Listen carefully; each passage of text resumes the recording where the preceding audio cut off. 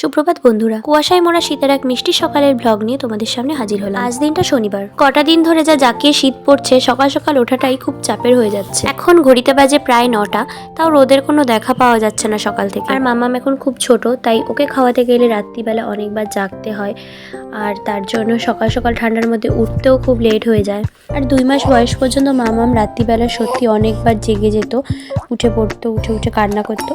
এখন যদিও আগের থেকে অনেকটা ঠিক হয়ে গেছে, এখন আর আগের মতো বারবার উঠে পড়ে না রাত্রিবেলা।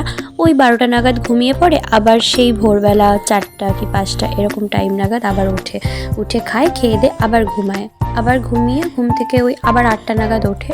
আর দেখো মাম্মাম এখানে শুয়ে শুয়ে কি সুন্দর খেলা করছে, আর যতবার আমি ওর ব্ল্যাঙ্কেটটা তুলে দিচ্ছি আরও বারবার পা দিয়ে দিয়ে ঠেলে ঠেলে সরিয়ে দিচ্ছে। মাম্মামের বয়স এখন সবে 3 মাস পূর্ণ হলো, আর আমি কিন্তু এখনো আমার বাবার বাড়িতেই আছি। তোমরা অনেকেই জানো আমি আমার প্রেগনেন্সির 8 মাস থেকে এখানে আমার বাবার বাড়িতেই আছি। এখন বাজে সকাল ওই 11টা মতো।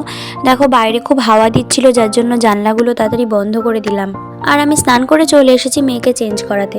আর আমি পাগলের মতো সারাক্ষণ ওর সাথে এইভাবেই বকবক করে যাই, কারণ ওর সাথে কথা বললে ও একটু চুপ করে থাকে আর হাসে। আর এখন যেহেতু জামা কাপড় চেঞ্জ করছি, ও এটা সব থেকে ওর বিরক্তের কাজ, যার জন্য ও এখন কান্না করছে। আর আমি ওকে এখানে বলছিলাম, ওই দেখো ক্যামেরা, ওখানে তোমাকে সবাই দেখতে পাবে।